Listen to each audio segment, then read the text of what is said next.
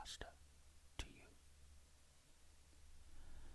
Today I will be reading Are You Ready to Board? Written by Justin Arthur. It was an hour before Edgar's alarm was set to go off when a series of rapid thumps on the roof jolted him awake. He shot up from the small, hard bed, eyes shooting around the old trailer home as the bombardment continued, like the contents of a butcher's shop had been dropped on this lakeside retreat.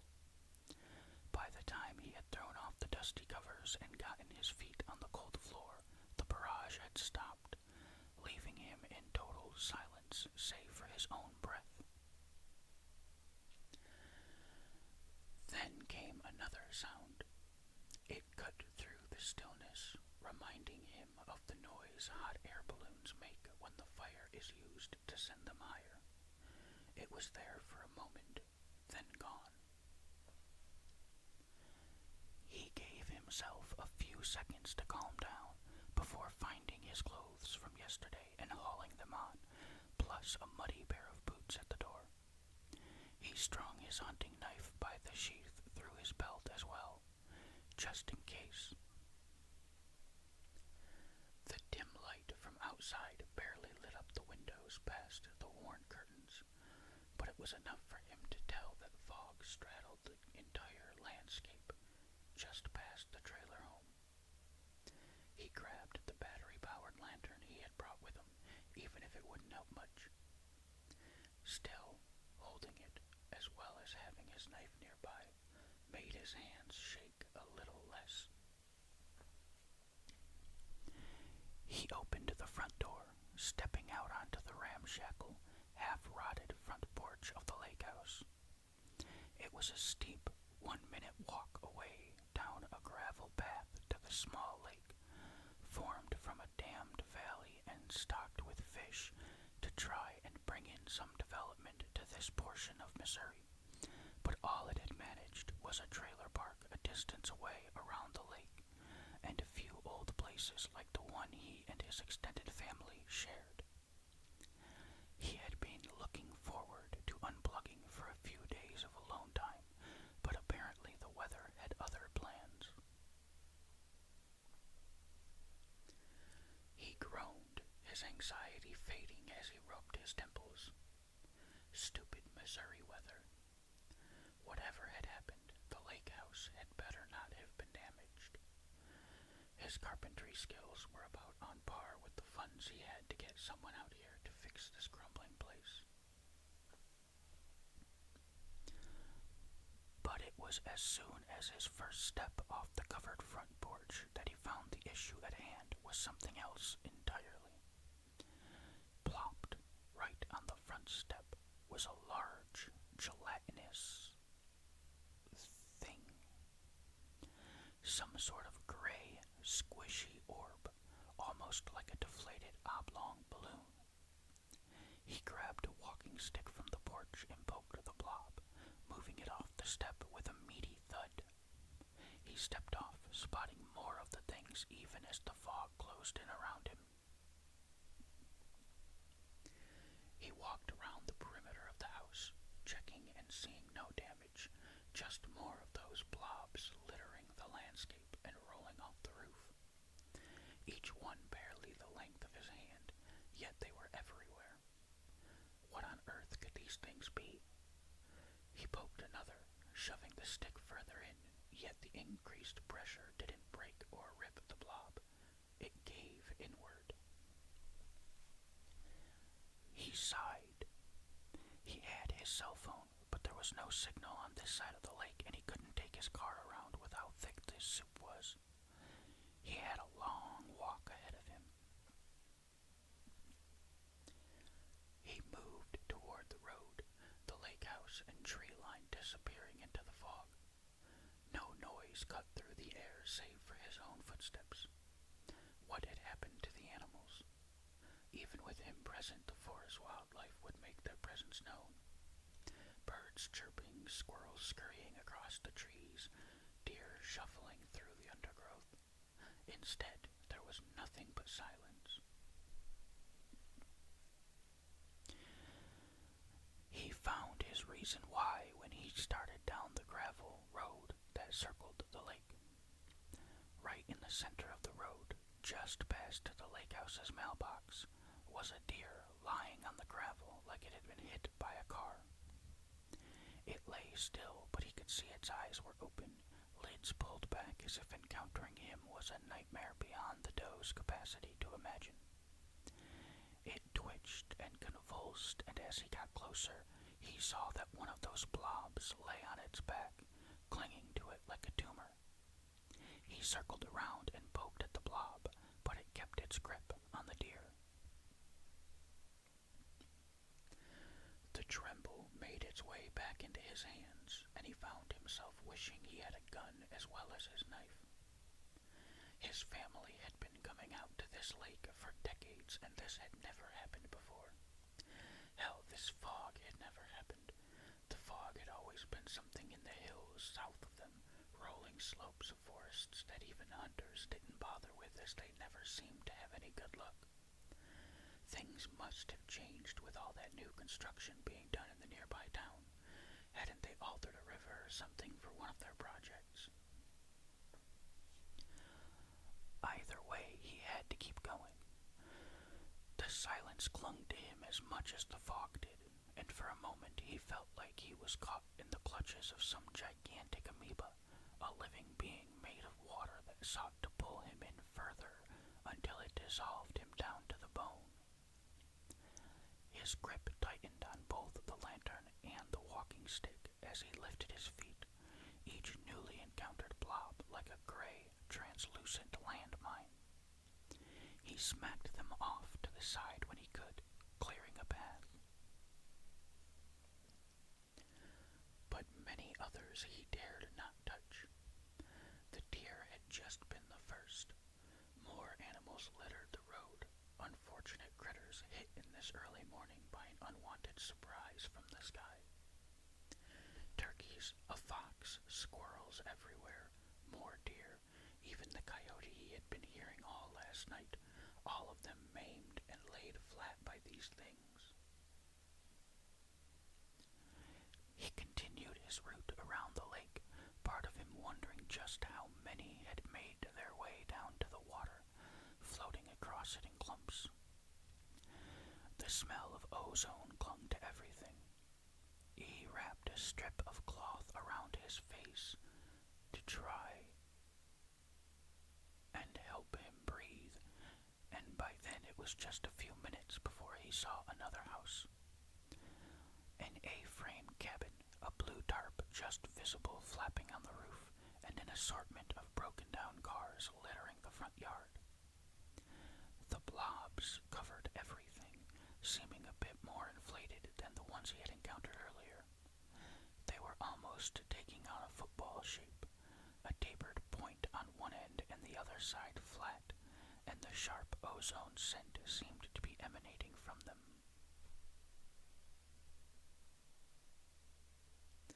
Unlike earlier, not a single animal lay in the forest or grass around him. He made his way up to the front door and knocked. "Hey," he called out, almost shocked by how loud his voice was in the dead air. "Name's Edgar. I'm staying at the house down the road. You got a phone?" Didn't this guy live here full time? He had to have a landline or something, maybe even a walkie-talkie that could reach the trailer park.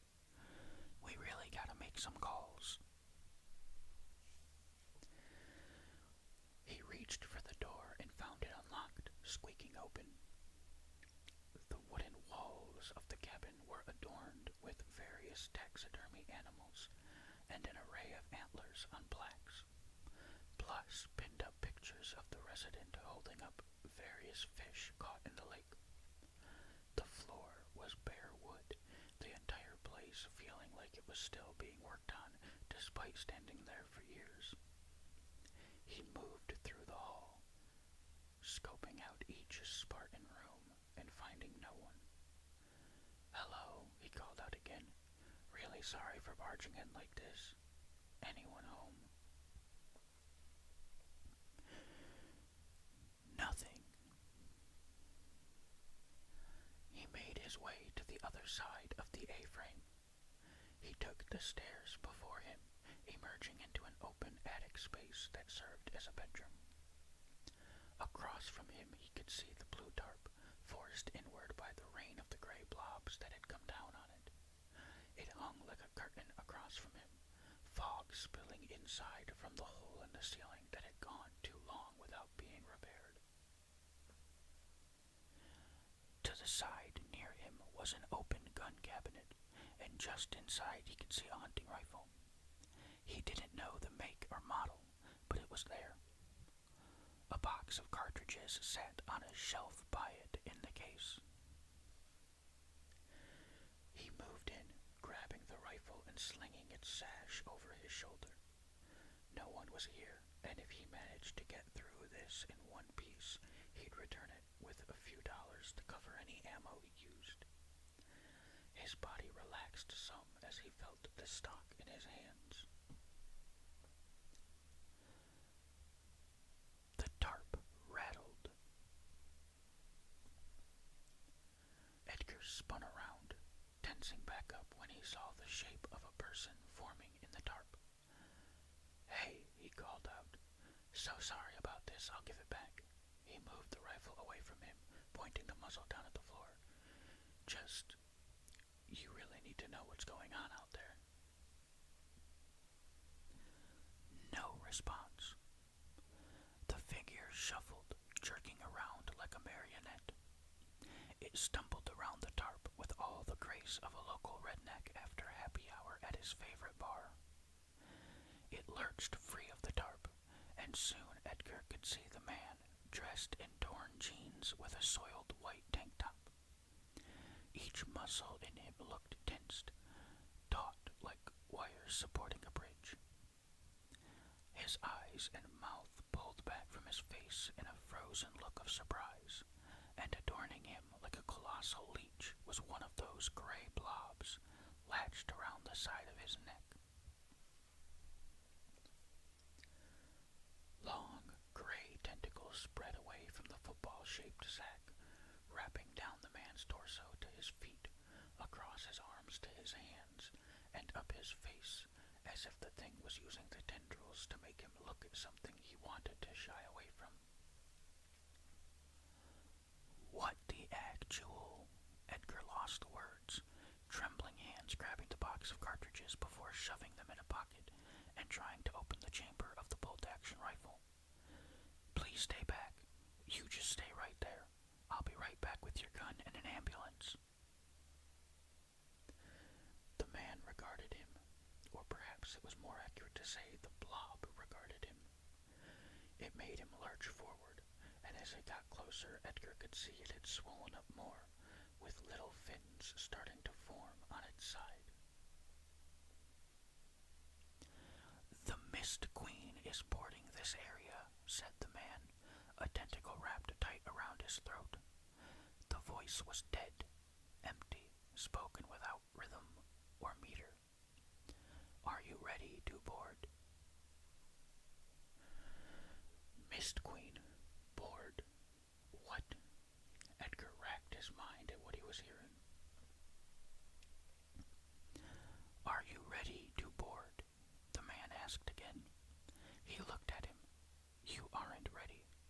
This man wasn't either. "This will be quick." The man's hand shot down, grabbing one of the loose blobs and palming it like a baseball. As he held it, the tentacles shot out of its flat bottom like a spike trap, hanging in the air for a second before going limp. "You will be ready for boarding." The man threw the blob at Edgar, who just managed to duck to the side as it flailed past him. Its tentacles went every way, thrashing about in a desperate attempt to grab him, all while the stench of ozone grew. The blob hit the wall with a thud, but instead of falling, it floated down, tentacles drooping to the floor. Edgar darted down the stairs stairs as fast as he could, and soon he could hear the puppet of a man charging after him. He hit the ground floor and made for the outside as the man threw himself down the stairs, the controlling parasite not heeding the damage it was doing to its host. As jerking as its motions were, it moved so quickly. Edgar slung the rifle again, freeing his hand to properly grab his walking stick. He dropped the lantern and readied his weapon as the man shot upright as if lifted by strings. The man charged at him, the blob from before now held in his hand. Edgar lanced ahead, getting the man in the chest with enough force to knock him down with a loud crack, but Edgar fell back as well from the momentum. He got himself, eyeing the man ahead. His chest had caved in, but still the man launched himself back onto his feet, the parasite focused on its goal, even as the man surely had to be mortally wounded. "You will be ready to board the Mist Queen," said the man in that same cold, empty voice, as if uttered by a robot. "Hell with this," said Edgar, dropping the stick and readying the hunting rifle. He managed to force a cartridge into the chamber and locked it tight, raising the barrel at his opponent. He did everything he could to keep his hands from shaking the barrel, trying to replicate the breathing exercises his uncle had taught him when showing him how to use a gun. The man shot forward and Edgar fired. Rather than hit him straight on, his shaking had sent the bullet into the pulsating sac on his neck. The sac exploded in a fiery ball, setting part of the A-frame alight and sending the man's head flying as his decapitated body fell to the floor, the tentacles covering him falling off. Edgar's ears rang as he stumbled back, doing everything he could to calm down and get out of the burning house, having just enough thought to grab the lantern as he did. Somehow him killing a man wasn't even close to his main thought as he stumbled back out into the fog, stopping at a rusted truck to catch himself. What on earth had he just seen? This couldn't be real. Was that some sort of alien? Had an alien ship come to this lake and dropped some sort of bioweapon on them so it could abduct them all with ease? He could see more of the blobs around him, scattered like party balloons, but inflating more and more. They lay about doing nothing, but if he had touched one of them, he shuddered. He tied the lantern to his belt, thankful he had thought to grab that. The walking stick was gone. Left in the house, the fire continued to consume. He wasn't about to reclaim it, and the rifle took priority. He would need it. He heard more shuffling off in the woods, and now he knew why he had not seen animals around here. The aliens must have gone to his house last, traveling around the lake, dropping their puppeteer parasites. The Mist Queen. The name stuck in his mind. He recalled a story his uncle had told him about a zeppelin, a majestic sight that had once flown across the Midwest. One of its crew had gone mad while the Mist Queen had been cruising over these hills, causing it to crash into one of the lakes further south, and since then the ghost of this zeppelin haunted the forest, carried by the fog as it could no longer float on the air past it. Were these parasites the twisted form of its crew, seeking more passengers to carry to the afterlife? More shuffling, and just off in the fog he could see forms moving in the undergrowth that encroached on the gravel road. He saw a buck, tentacles twisting their way up its antlers. He loaded another cartridge, trying to spot where the parasite was on the animal. Ozone plagued the air. He kept moving as he heard the deer lurch forward, falling over its own limbs with even less grace than the man had been piloted. He up his pace, doing all he could to avoid the parasites that had yet to catch a host. Another animal stumbled out of the woods, but he kept going. He did a double take when he saw a squirrel floating through the air, carried by a much larger swollen parasite like a balloon. This one's side fins had fully formed, complete with two on the pointed back. A cavity lay between them, and a circular bulge had manifested on the front of the thing's face.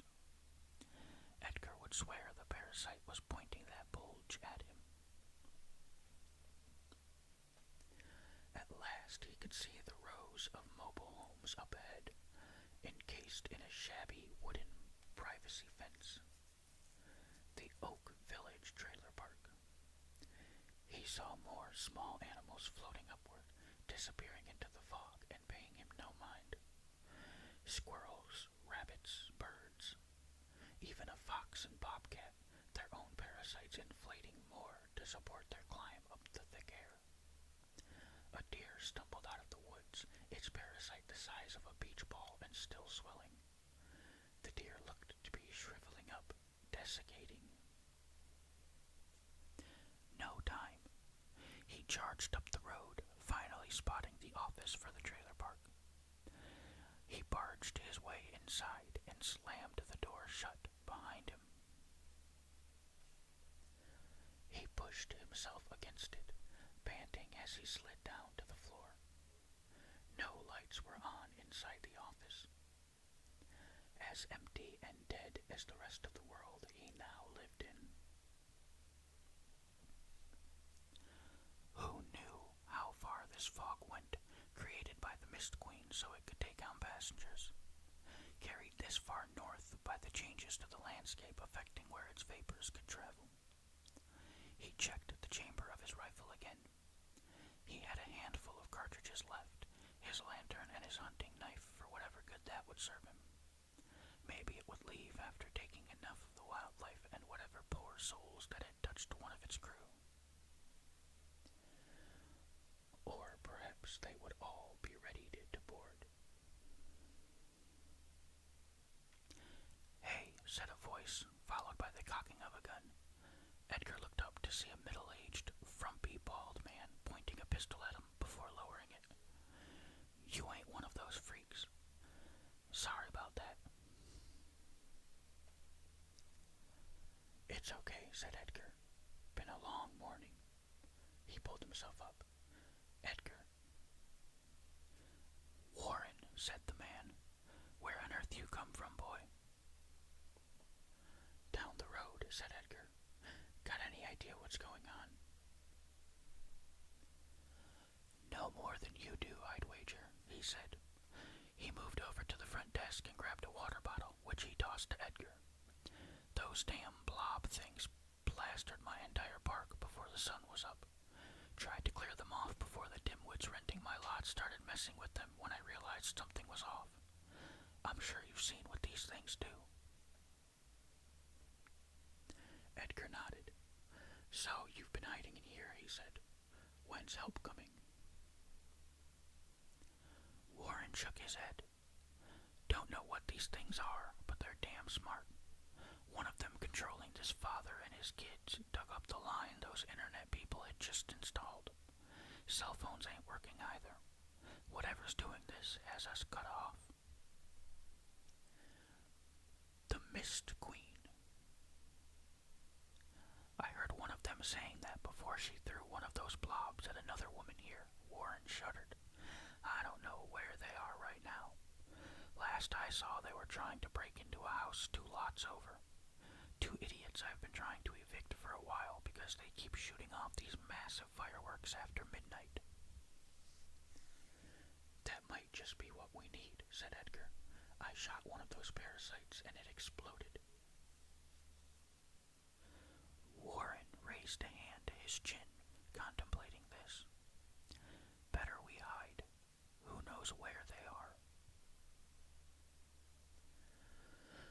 A window shattered somewhere in the back of the office.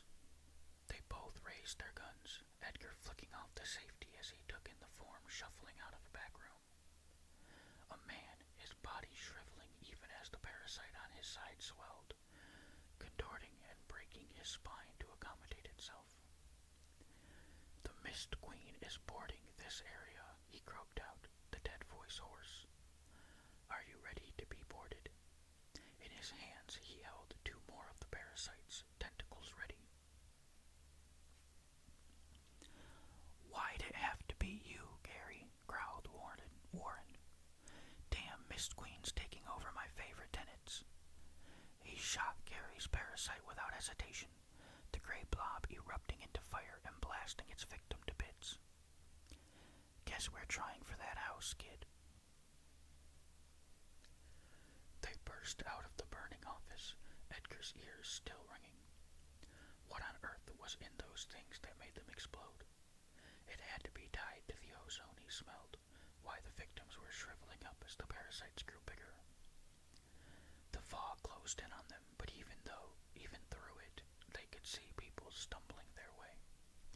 Their parasites had grown almost as large as their bodies, inflating so much their victims seemed to almost float across the ground, each gentle step carrying them with ease.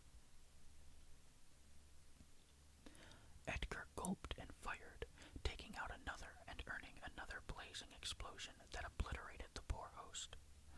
Still the parasites sent their debilitated puppets forward, more of their ilk in hand, swollen football-shaped orbs taking control from all manner of places. They favored the head and shoulders, but he saw them clinging everywhere they could. One floated along while dragging its puppet by the foot. Many threw parasites at them, but they managed to dodge, Warren doing so by a hair. The flames made the others shy away, and soon a path was cleared for them to charge down the park's road toward the lot Warren had pointed out. Another mobile home, nearly indistinguishable from the rest, the door broken in and the previous tenants out on the front lawn, floating upward and making their way into the fog. Others still remained, blocking their way. Edgar and Warren held back from destroying these ones. If they did, they risked catching the home afire and lighting all the fireworks. More came in behind them, but these ones did not try to attack or throw their parasites like the others. They stared at the two of them, a line of desiccated men, women, and children at the complete mercy of their puppeteers, eyes almost begging them for help, even as the tentacles pulled the lids back and worked their mouths and throats. "The Mist Queen is boarding this area," they called out in unison. "Are you ready to board?" "The actual crap is the Mist Queen," barked Warren, raising his gun. "I don't believe in ghosts, so you'd better have something good." The hosts stopped, jerking their heads to look at each other. "We are the Mist Queen," one said. "What?" Warren scratched his head. "The Mist Queen is no ghost," another said. "Each of us is the Mist Queen. All of us together, working as one, united to serve the whole, each designed to a unique purpose. We are ready. We are to ready you to board. Others will board you. More will take care of you. And the rest shall carry the Mist Queen to the next place." They all stopped and jerked their heads upward. "The rest of us is here." Edgar felt his skin grow cold as he looked at the fog, still as obscuring and opaque as before. Then he saw something move. Giant cords tapering down from the sky, dozens of them. No, not cords. Tentacles. Tentacles just like those on the parasites, elegant yet covered in rows upon rows of barbs. Had he not been trying so hard to find them, they might have almost blended into the fog. The tentacles twisted upward, and the further he craned his neck, the more he could make out an obscured, dark figure floating down. shape moved ahead, the fog parting to reveal what now draped its tendrils across the trailer park. Its body matched that of its parasites, but yet was so much more. The finned, inflated form was lined and supported by a frame of something white like bone, containing its swollen body like a cage. Rows upon rows of pods lined the protruding bottom side. Above them he could see the inner workings of the horror through the translucent hide, pulsating organs working to power the monstrosity. Bodies of the taken floated upward toward the pods, tentacles reaching and grabbing them before the pods opened sideways for their catch to be placed inside. The parasites relinquished their host and grabbed onto the outside of the pods, fusing with the flesh and wriggling their way back into the main body, returning to the center where rows of them hung like profane fruit. The pods closed once full, their prey now fully boarded and ready to be taken care of. And at the front of the Mist Queen, the circular bulge opened. A single rose-colored eye gazed down, a long light band running across it, while three slit-like pupils focused in on the two of them. "You will board the Mist Queen," said one of the hosts.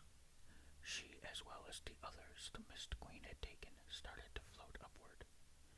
"Even if you are not ready, you will board." The Mist Queen moved itself over, and tentacles dropped down around them, a trap of barbed tendrils barring their way even as they took the other people the parasites had claimed. A series of tentacles fell down toward them, shooting out of the Mist Queen's main body. "Get in the house," yelled Warren, pushing Edgar ahead and out of the reach of the tentacles.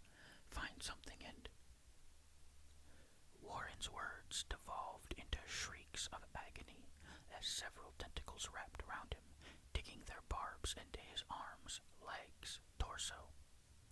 Soon they were dragging him up into the air to board alongside all the other people that had called this park home. Edgar managed to tear himself away from the sight and got back onto his feet, dashing past the hosts that now floated up to rejoin the rest of their kind. Edgar could almost feel that inhuman, banded eye glaring at him, somehow seeing him in so many ways he couldn't comprehend. He got to the door of the mobile home, loaded a shot, and fired it up at the Mist Queen, but if it did anything, he could see no evidence of it. The Mist Queen must have been far beyond the parts of itself thrown on the ground to catch prey, reinforced against such paltry weapons. But if the house had something with more punch... Edgar threw himself into the home, loading another cartridge into the rifle even as his eyes shot around, looking for anything that could save him. He heard the firing sound again, and it finally clicked that this was the Mist Queen using whatever it had in its form to propel itself through the air. The windows grew darker as the horror stopped itself just over him, and he could hear wood cracking and tearing as its tentacles shot down and bombarded the roof. More tendrils blocked off the windows and open doorway, leaving him trapped and soon to be as exposed as a rabbit whose home had been dug out by a starving wolf. Finally, he caught sight of a colossal tube of the sort a young him had only imagined having the money to purchase. He moved over to it, scrambling around and eventually finding a lighter. He grabbed both and moved to the center of the house, looking around for some sort of wick he could use to light it from a distance before the roof caved in and he could barely put up his hands in time to protect his head as the wood and debris rained on him. Then down came a tentacle and his waist erupted into seething pain as the Mist Queen grasped him in its clutches. It felt like a burning closed tight around his midsection, his skin erupting into welts as the barbs dug in, his legs numbing within seconds. The Mist Queen started to retract him out of the mobile home, and it wouldn't be long before it brought him up to one of those pods to board him. The gun was gone, fallen off his shoulders from his rough climb into the air. The fireworks lay below him. Even as Edgar shrieked in pain, his hand moved on its own, scrambling for the sheath at his side and popping it open. He kept his hand clear of the tentacle around his waist, just managing to pull the knife free without touching the barbs and bringing it up. He sawed at the tentacle, cutting it off and sending him back to the ground. He hit the debris-covered floor of the home, a whole new host of pain joining the tentacle that had loosened itself from his waist. He cried out again, his knife lost to the side. The Mist Queen still lay overhead, only a matter of time before I sent down another tentacle to board him. There it was, just within reach. The tube of fireworks, spared from destruction by the falling debris. He still had the lighter. He could see the wick sticking out as if beckoning to him. "You will still board," called out a parasite's host as it floated by.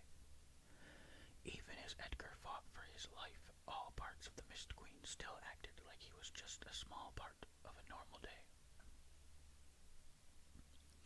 He cried out in excruciation as he flicked the lighter on and set the wick ablaze. He pushed himself and rolled away, his body finally giving out from the countless wounds covering him, leaving him on his back. The fireworks went off a distance away, countless shots flying up into the sky and blanketing the Mist Queen in their multicolored glory. Blast after blast hit its underside, searing tentacles, blasting pods, and charring the hanging parasites. He could almost see the bandit eye widening as the firing sound emitted again, trying to carry the floating horror away from the constant bombardment. The firing sound was soon accompanied by an eruption that dwarfed all those emitted from the hosts, and Edgar just managed to see a fiery blaze erupt on one side of the Mist Queen, sending it off tilt and moving toward the ground as he descended into unconsciousness. Edgar awoke to find himself in a bed, most of his body wrapped up and every part of him hurting like he had just been put through a trash compactor. He must be at the clinic in the town near the trailer park. A nurse entered the room and turned to him when he awoke. "Good to see you're awake," said the nurse. "You have a lot of questions right now, don't you? Just know you're safe for now, though I have someone who wants to talk to you." "Okay," said Edgar. He couldn't do anything else. He was trapped, but at least he still lived. The nurse nodded and left, soon replaced by a man in a suit. Edgar had only ever seen men like him in movies. "Hello, young man," he said. "You're quite lucky to be alive. After all, it's not every day a gas main explodes and takes out an entire trailer park, plus some of the surrounding area." "That's not..." Edgar stopped. It clicked.